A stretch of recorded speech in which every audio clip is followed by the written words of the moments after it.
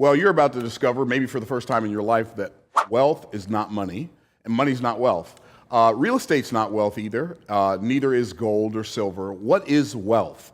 I believe that wealth is one thing. Wealth is the value that you create for someone other than you. That's what wealth is. Wealth is the value that you create for someone other than you. And so the more we develop our ability to create value for other people, the more wealthy we are. And the reason I say money's not wealth, think about it like this. If you were stuck on a desert island and you had hundreds of millions of dollars in cash, what would it be worth? Nothing, right? If you're stranded there, nobody knows you're there, nobody can find you, all that money doesn't do you any good. If you're there with another person and they have food and you have water, and they have no water and you have no food, then your water becomes your wealth because you can trade them some of your water for some of your food. Are y'all tracking?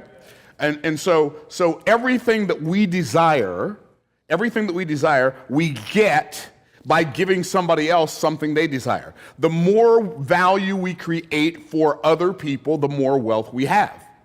It's just that simple. Now, money is one of the stores of value. That's what money is. Money is a store of value, and it's also a way to transfer value. It's also a way to represent value that you've already created, right? So if you think about money as like a certification, right? Like it's a certificate that proves that you've created value for someone other than yourself. Right? And so, like, if you go to Eddie V's and you're a nice person, right? And you say, well, I would like for y'all to serve me some food. They are going to say, okay, we'll serve you some food, but at the end, they expect you to produce proof that you've served somebody other than you. And that proof shows up in the way of money, right? Because that's all money does. Money shows people that you deserve to have somebody create value for you because you can prove you created value for someone else, right? And here's what's really cool. All of us are good at different things. So we all have different value that we can create for other people. And if we keep the value that we create to ourselves, it doesn't really do us that much good. But if we spread the value, the value that we create for other people, if we spread that around, then it becomes more valuable. Now here's what's really interesting. I can't create value for someone until I know what's valuable to that someone. So wealth creation has like a lot to do with discovery, like discovering what other people value. And if I'm going to know what other people value, then I got to know where do those values come from? Like, where do values come from? There are things you value that I don't value. There are things I value that you don't value. Right? And there's things that we both value, but you might value more than me or I might value more than you. So where do our values come from? Okay, I believe the first place that values come from is past perceived, I'm just going to do PERC, perceived voids create present pursued values. Are y'all tracking? Past perceived voids create present pursued values. What does that mean? That means if I feel like something was missing in the past, I will work in the present to fill the void that I had in the past, right? So that's why if people grow up in a place where they're in like dire hunger conditions or feast or famine, they value food like at a very high level, right? That's why so for me, like, I like cars. I like them. I like cars. I grew up working on cars, right? But I grew up in a family where when I was growing up, my parents never bought a new car ever. They had 7 boys. Here's what boys do. They eat you out of house and home, right? Boys can it's like they're a bottomless food pit, right? And I can remember, like, if I was in elementary school, if I was going to eat a sandwich, I wouldn't eat a sandwich. I'd eat 2, 3, or 4 sandwiches, right? But I like cars. And so we grew up with buying $50 cars, $100 cars, and then working on them and driving them until they broke down. Then we go buy another $50 car, $100 car, and we had no car payments, right? So I like cars. I used to see people with nice cars. I'm like, why do they have nice cars? We don't have nice cars, right? So that's a past perceived void in my life, right? So it became a present pursued value. Some people are like, why do you have all these expensive cars? Well, expensive is a relative term anyway. I don't even, like, that's really relative. Like, it depends on, like, what is expensive to you, right? So, but the reason I, like, have a collection of, I say a collection, I've got some very nice cars, is because I like cars, because that was, for me, a past perceived void.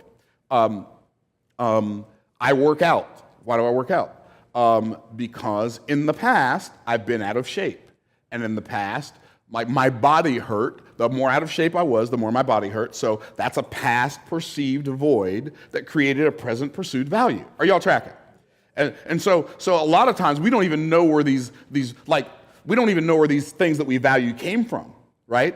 I value entrepreneurship. Why? Because in the past I used to have jobs, and they always came with a boss. And I don't know. The word boss means, like, they're going to be bossing me around. That's what, like, they're going to tell me, like, can I go? No. And I can't even finish the question, right? Can I have? No. And I don't like to have to ask for permission. I don't like permission. In fact, the best way to get me to do something is to tell me I can't do it. I'm that dude. Okay, I know none of you entrepreneurs are that way, right? So you started business because you love people telling you what to do. Okay, judgment-free zone, and so I like autonomy. My parents, great parents. They weren't perfect parents by any stretch of imagination, which is why I did not become a perfect parent. Okay, so but they were great parents for me and my brothers, right? And they were very authoritarian, it didn't matter if I was 7 or 17. Why? The answer was always going to be the same. Because I said so. Right? So I liked autonomy. So when I wasn't at home, I didn't like teachers telling me what to do at school. I didn't like my parents telling me what to do at home. And then I got a job, and the boss wanted to tell me, and everybody wanted to tell me what to do. And I know it's my own little weirdness going on in my mind palace, but, like, you got yours, I got mine, and I don't like people telling me what to do. So I want to live as autonomous. Now, I want God to tell me what to do, but I don't like humans bossing me around, okay? Because their motive is suspect. God's motive is not suspect, right? Right? And that's why I don't like it when people on my team call me, oh, this is my boss. I'm not your boss. I don't even like the word boss. I don't have an outfit that matches a boss. You don't have an outfit that matches a boss. So unless we're talking about business optimization success secrets from Boss Moves, then again, that's a different story. But not bossing people around. Anyway, so y'all get it. Past perceived voids create present pursued values. But also, the second place values come from is present pursued. I don't think I spelled that right. Pursued victories create present pursued values. So present pursued victories, the things I'm working towards winning right now, will cause me to value that thing. And so I've got a value. I want to win. So because I want to win, okay, for instance, I'm going to put my son-in-law on blast. So my son-in-law, we're really, really close until we get on the golf course, and then we try to beat each other's brains out. It's great. Okay? So he wants to beat me really, really bad. I want to beat him really, really bad. And for a while, I just beat him all the time. And then, I lost my mojo, and then he beat me all the time, and he was sending his mom text messages like, there's a new sheriff in town, and then his mom would call me, and I'm like, is this really happening? Okay, cool. So I started working on my short game again. And so now it's like the last 3 tournaments we've had, we play 3-round tournaments, and we have this trophy, and every time you win 3 rounds, you get to put your name on the trophy. No, it's not on the news. It's not on ESPN. Nobody knows but us. But we relish this victory so much, right? And so what we do, because we both want to win, is we both spend time working on our game, because present pursued victories create present values. So the things that we felt like we're missing in the past, that creates value for us. The things that we're working on winning in the present, and then the last one is future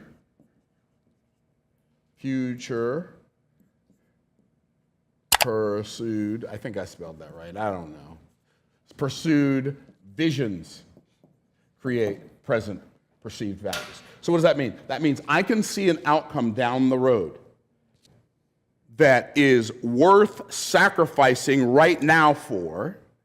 So I'll sacrifice the short term on the altar of the long term. I'll sacrifice like my pleasure right now because I've got this vision down the road. And I'll take some time off of playing golf, and I'll take some time off of practicing my guitar. I'll take some time off from something I want to do for me. Like, okay, give you for instance. I am a foodie. If I wanted to, I could easily weigh 400, 500, 600 pounds. It would be easy. Like, I like food. You say, what kind of food? Almost all kinds. I mean, I don't like pork, and I don't like shrimp, and I don't like yucky stuff. That's disgusting. But I like to eat. And the better it is, the more of it I like to eat. I'm just keeping it real. Like, Brother Man can throw it down. I can fling it down. Hear me when I tell you. I mean, where are my foodies? Where are my foodies? Okay? But because I have this future vision, right? Like, I've got this future vision. I've got a granddaughter. She's 3. One of the highlights of my life, my entire existence on this planet as a human, was when I got to dance with my daughter at her wedding. That was a highlight for me. Okay? So, one of my future visions that I have is to dance with my with my granddaughter, not at her wedding. My 3-year-old granddaughter. She's not going to get married at 3. That's not what I mean. Like, my granddaughter who is 3, when she becomes an adult, one of my objectives is to dance with her at her wedding. Well, let's say she gets married when she's 21, like my daughter did. Okay? She'll be 4 in July, so that gives me 17 more years. Well, in 17 years, I'll be 79, right? You know what that tells me? That tells me, as much as I love food, and I do love it, I don't like it, y'all. Hear me when I tell you. If I'm going to eat something, I want it to taste. I don't even want to waste any time eating food that don't taste good. Okay, y'all tracking? Like, I'm the guy who, when I make spaghetti, I season the water I boil my noodles in. I'm that dude. Okay, how many of y'all tracking? Okay, now y'all know who y'all dealing with. Okay, so just keeping it real. Okay, but because I want to dance with my granddaughter at her wedding, when she gets married, I don't eat food until 1 o'clock in the afternoon. And I drink water in the morning, and I have a window to eat between 1 p.m. and 9 p.m. It opens at 1 with a protein shake, then I'll eat some snacks in between, like some carrot chips or some celery or something good with some different, whatever dip I decide. I'll mix some honey mustard and some ranch, and I know that's not healthy. I don't really care. This is my vision, y'all. You do you, I'm gonna do me. Okay, I know that's not the healthiest thing in the world, but it's what I do right now. So if y'all want me to do better, pray for me. Okay, so, and then I'll eat dinner. So but I'm gonna make sure my protein shake is really, really good, and I'm gonna make sure my snacks are really, really good, and I'm gonna make sure when I eat dinner, look at him, is really, really good. Okay, so what am I telling you? I'm telling you what I'm willing, my value comes from something that I desire that's way in the future, that I'm willing to sacrifice right now on, right? It's too many people, they don't understand that today is yesterday's tomorrow, and they act as if the actions they take today have no consequences in the future. Right? And so the definition of sacrifice is to let go of something of a lower nature so you can take a hold of something of a higher nature. And the best way for us to live our lives, it's been proven, it doesn't matter whether it's in finances, whether it's in health, whether it's in relationships, it doesn't matter what arena we're talking about, sacrificing the short term on the altar of the long term always ends better than sacrificing the long term on the altar of the short term. It always does. It's just like a principle of life. Okay, so now I know when I'm looking at my particular marketplace in whatever particular niche I'm looking at, then I know what I have to do if I want to create wealth is I have to figure out how to help somebody fill their past perceived voids or how to win their present pursued victories or how to fulfill their future pursued visions. How many of y'all tracking? Okay? So now when I'm looking at somebody, I know what kind of value, how to discover what you value. Because you're going to value one of those three things. Whatever you're working on in your life is probably going to fit into one of those three categories. Now, wealth is the result of value creation. The better your ability to create value for someone other than yourself, the wealthier you are. And sometimes that'll show up as money. Sometimes it'll show up as real estate. Sometimes it'll show up as like hard assets like gold and silver. Or it'll show up as digital assets like Bitcoin and Ethereum. But at the end of the day, whatever you pay for with money that you earned by creating value for someone other than yourself. So the very act of entrepreneurship, by its very nature, has to be self-sacrificing if you're going to win as an entrepreneur. How many of y'all got it? Wave at me, say, I got it. Wave at me. Okay, good, cool. So what we're going to do is we're going to look at what God set up in Genesis chapter 1, and I call it the 4 levels of value. So because here's what y'all, here's one of the things I think we don't understand sometimes. All value is not created equally, right? What does that mean? All value is not created equally. So I can say, well, but I created this value. Yeah, but the problem is either you valued it or maybe one other person valued it. You wonder why. Like if you're not doing well financially, I'm going to tell you why. Because the pool of people that you've decided to create value for is very small. Or the value that you've created for them, they value it at a very low level. Like it's not like a big deal, right? I'm going to pay more for a car than I am for a pair of shoes. Why? That's a bigger value. Why? It can take me farther faster than a pair of shoes, right? To me, watch this. So like, even if I go to eat at Ocean Prime or I go to eat at Eddie V's and it costs $500 for dinner for like 7 people or whatever, I value that more than I value the money, number one. But I also value it because it gives me the time that I want to spend or invest into the people that I care about the most, and I don't have to make the food, my wife doesn't have to make the food, my daughter doesn't have to make the food, my son-in-law, we can just sit down, we can go to dinner, we can pay somebody, they make all the stuff. Like we don't have to go in the kitchen and do anything. We don't even have to open the refrigerator. It's amazing. They just keep bringing it to you. And then you don't have to clean off the table. I mean, if you don't want to, you don't even have to put your own pepper on your food. They'll put the pepper on for you.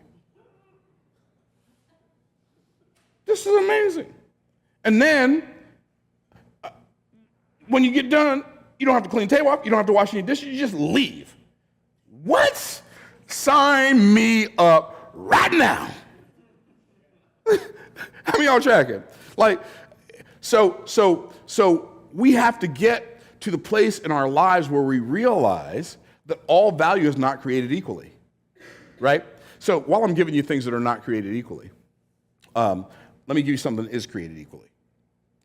Because all value is not created equally, all no's are created equally, but all yeses are not. What do I mean all no's are created equally? If you do a presentation to a potential client who does not have the wherewithal to buy your offer, and they say no, it feels the exact same as if you do a presentation to somebody who does have the wherewithal to buy your offer, and they say no. A no is a no is a no is a no is a no is a no is a no is a no. Does that make sense? Okay. But if you talk to somebody who does not have the ability to take advantage of your offer, and you make an offer to that person, and they say yes, That's very different than when you talk to a person who has the desire to take advantage of your offer and they say yes. They have the ability. One has the ability, one doesn't have the ability. Those are two very different yeses. All no's are created equally. All yeses are not. Why would you invest time talking to people who have neither the desire nor the willingness to buy your offer? That's why I don't do high pressure sales. I'm just not interested in it. I don't need your money. I don't want your money. And if I got to drag you in, I'm going to have to drag you around. We would all do better if we would just realize there are already thousands, potentially tens of thousands, potentially hundreds of thousands of people, maybe even millions of people in the world who would love to purchase the value that we create if they only knew we existed. And if that were really the case, then I would be better off to spend my time to make myself findable than I am trying to find somebody to sell something to. Is what I'm saying making sense? Okay, so all value is not created equally. In Genesis chapter 1 and 2, God gave us the 4 levels of value. The lowest level of value is implementation. Implementation, oh, by the way, let me say this. Wealth is, it's like the value we create for other people, but here's what you have to understand about wealth. Wealth is a spiritual result. What do I mean wealth is a spiritual result? Well, let me ask you a question. Is it more spiritual for you to think about you or for you to think about someone else? Which one? Someone else. It's more spiritual for you to think about solving the problems of someone other than you. Okay, so wealth is a spiritual result. By the way, wealth is also a spiritual result because creativity is spiritual, right? And so if you're going to create value for somebody, that's also spiritual. So watch this. So the lowest level of value is implementation. What do I mean? This is like if you're on this level of value, if you're creating value for other people at the implementation level, you have limited. Who's limited? Everybody tap yourself on the chest, say I have. You've limited your ability to earn. Why? Because you're only going to make somewhere between minimum wage and about $80,000 a year. Well, that sounds kind of painful. Why? Because you're using muscles, which are a physical resource, over time, which is a limited resource. So you're literally using a physical resource over a limited resource to produce an unlimited spiritual result. No wonder you're stuck. This is why I tell people, now, if you just love mowing grass, you want to start a lawn care company, that's fine. If you just love pressure washing, you want to start a pressure washing business, that's fine. You can make money and create a level of wealth, but a limited level of wealth with a pressure washing business. You can. Or a landscape business, or a janitorial service. But here's the problem. You're anchoring your income generation to time and physical labor. That is always going to pay you at the lowest possible level. Why? Because muscles are a physical resource, time is a limited resource, wealth is an unlimited spiritual result. Okay, what's the next level? The next level is unification. Unification on this level, you're going to make somewhere between $40,000 a year and maybe if you're like at a Fortune 500, Fortune 100 company, you might make $250,000 a year. Well, how many of y'all know $40,000 to $250,000 is better than minimum wage to $80,000, right? That's a better window. But I mean, do you really? And maybe you do. But do you really want a whole year to go by and you only make $250,000? I mean, that's a question we have to answer for ourselves. And for some people, the answer is like, man, if I had a year went by and I made $250,000, that's more than $20,000 a month. Sign me up right now. Okay, great. Sign you up right now, but probably not sign you up forever, right? Can I get a witness, right? Like, it's not a bad place to start, but it's not where we want to land. Okay, what is this? This unification on this level, the resource we use on this level is our management skills. Managing people is a higher spiritual activity than doing the thing yourself. Are y'all tracking? That's why when people get into management, they make more. This person over here, they're making tacos at Taco Bell, they're making minimum wage. This person might be a mechanic working at a Rolls-Royce dealership, or maybe a Mercedes dealership or BMW dealership. This person right here is managing Taco Bell. This person right here is a middle manager at Lockheed Martin. But the reality is, if some company is paying you $250,000 a year, they want you to know they own you.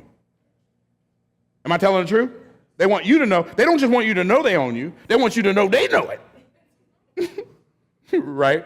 And so like, if that's what you desire, that's fine. But maybe there's a way to have a level of freedom beyond that. And I believe that wealth begins to be created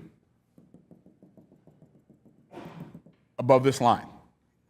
Wealth begins on the level of communication. Communication, on the level of communication. Now, somebody said the quality of your life will be equal to the quality of your communication. Okay, so communication, the resource you use on this level is your mouth. Now, there's a caveat. You have to have a mouth. You have to be willing to learn to use it. To do what? Create messages that move the masses. It's amazing that all of this is harder than this. But to become a person who's skilled at this is harder than just doing this. What do I mean? Some people will maintain a state of physical diligence so they don't have to develop a level of verbal diligence and verbal intelligence and verbal acuity, right? I don't want to have to learn how to talk, so I'm just going to go ahead and keep on working my fingers to the bone. Well, that's one way to do it, right? Okay. Well, so communication. On this level, low end, you should make at least $100,000 a year. If you can sell cars, you can make $100,000 a year selling cars, selling insurance, right? Selling advertising, $100,000 a year. But on the high end, you might make $100 million. Why? Because you're using your mouth to deliver value. Well, Myron, what do you mean 100,000? Like, you know who these people are? These people are salespeople, right? They're also authors. They write books. Our books probably make us $400,000 a year. Just books. I wrote them once, just get paid for them every day. What is it? It's a message communicated. It's like these words that came to my mind, and they actually came out of my mouth. Like, I communicated a message that makes me I communicated messages. One of the books I wrote in 2006.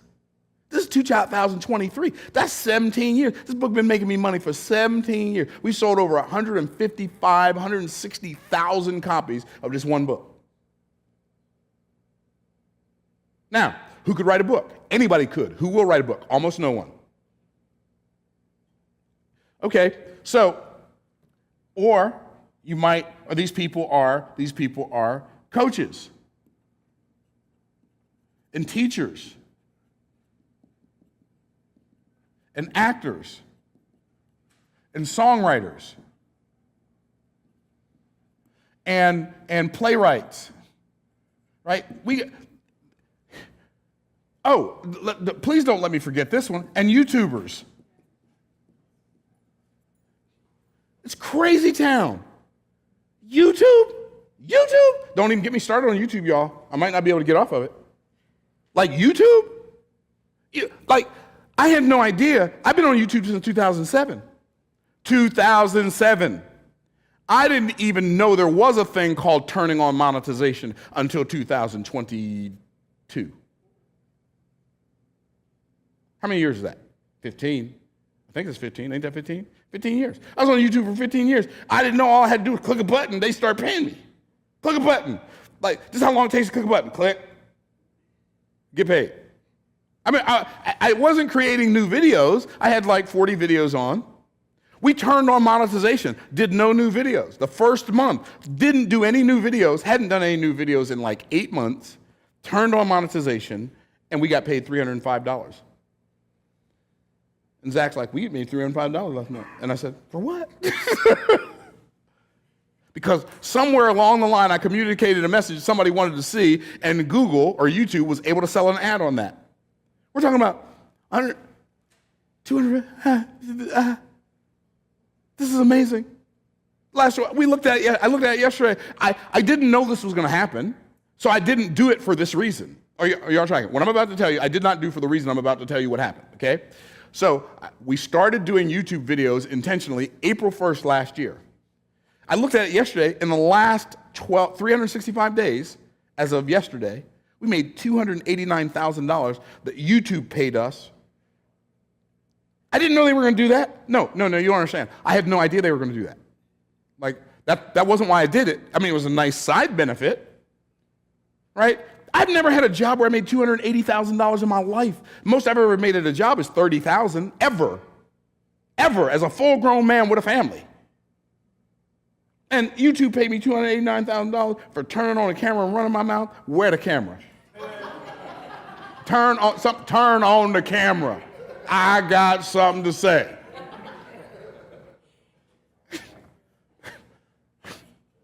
The highest level of value is imagination. It still blows my mind. The resource you use at this level is your mind and your money to make money, to create value for other people. And what happens is at this level, on the low end, you're going to make $1 million. On the high end, it could be billions. And I know that sounds crazy. There's one YouTuber. This dude has 150 million subscribers. He gets over 100 million views a month. 100 million views. If he only makes $2 a view, that's 200 million a month. Are y'all tracking? It's just the whole world that we live in is kind of insanical. It's kind of the combination of insane and maniacal put together. So we can fight to stay down here, and people will do it too, because everything you do down here is hard. But I don't know if anything's harder than thinking. Thinking is the hardest work most people never do. In fact, I believe that most people will maintain a state of physical diligence so they can maintain a state of mental laziness. They will work hard at what's not working so they don't have to think about what would work. Most people will work hard at what's not working so they won't have to think about what would work. They will maintain a state of physical diligence, like working their fingers to the bone, sweat, blood, tears, so they don't have to think about what would work. So they can maintain a state of mental laziness. Most people are so mentally lazy, it's pathetic. Now, I know what some of you are thinking. Myron, I don't know what Bible you've been reading. I did not see that in Genesis chapter 1. Okay, I'm going to read it to you. It's kind of mind-blowing. So a couple things. One is that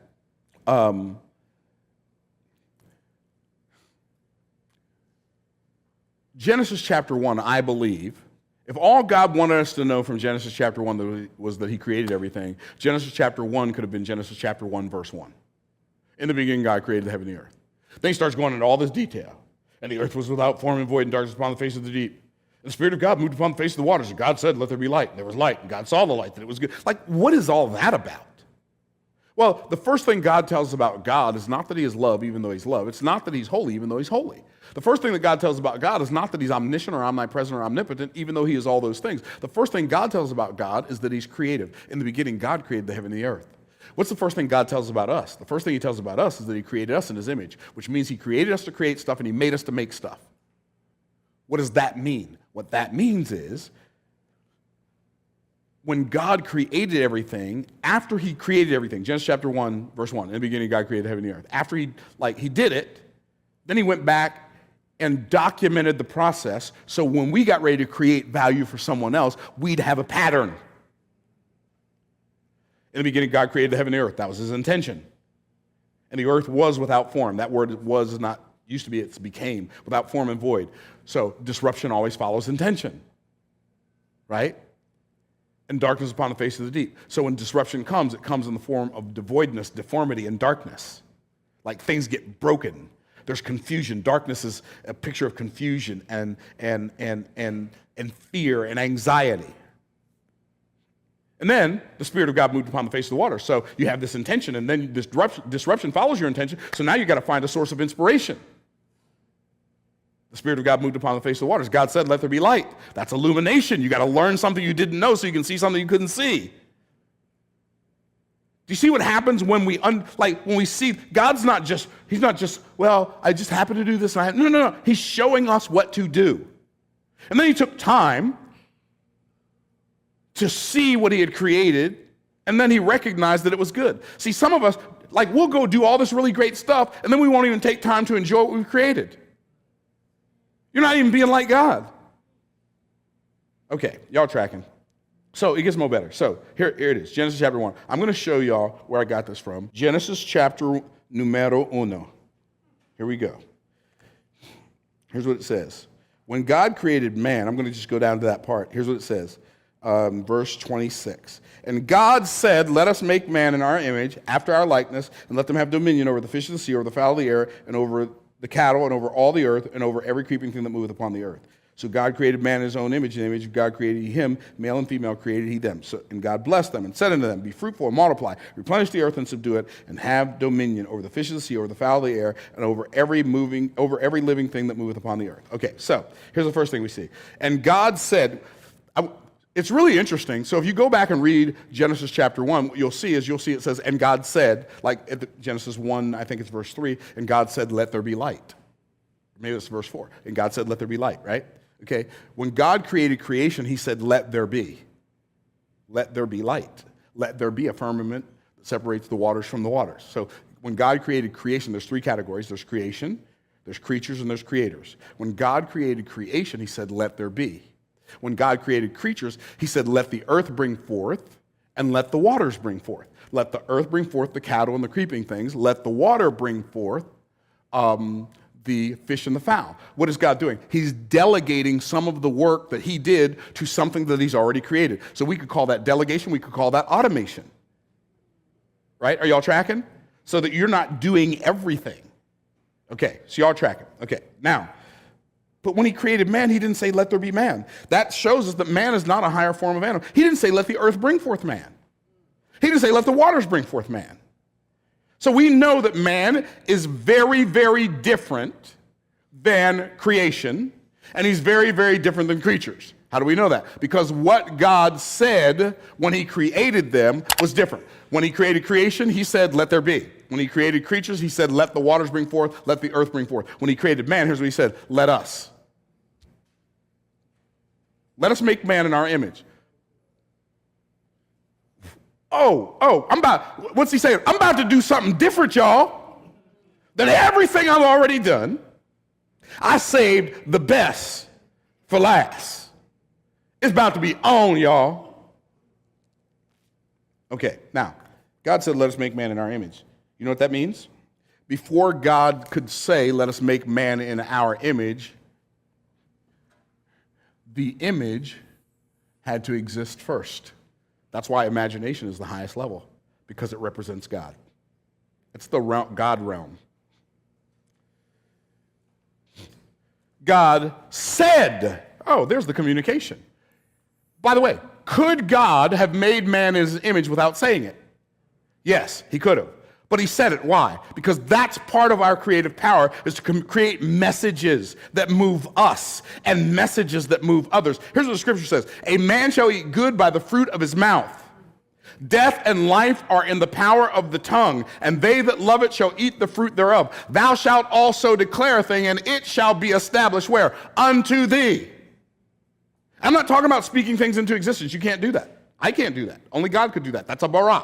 The only person in Scripture who baras is God. But what I can do is I can talk to myself like David did when he did what? Encouraged himself in the Lord.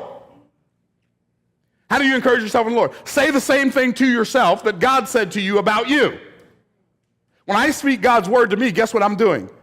I am installing faith into a space where doubt used to exist. So I can take an action in faith that I could not take in doubt. How many of y'all track it? Why? How do I know that? Because faith cometh by hearing, and hearing by what? The word of God. So the best thing I can do for me is to say the same thing about me that God says about me. Because when I see myself like he sees me, now I can do what he says I can do and not what other people say I can't do. Are y'all tracking? And so this is where I got the 4 levels of value, right? So when we're working at those highest levels, we're working that imagination realm. Then we start communicating, we're working that communication realm. But God didn't say, let me make man in my image. What did he say? Let us make man in our image. That's the unification part.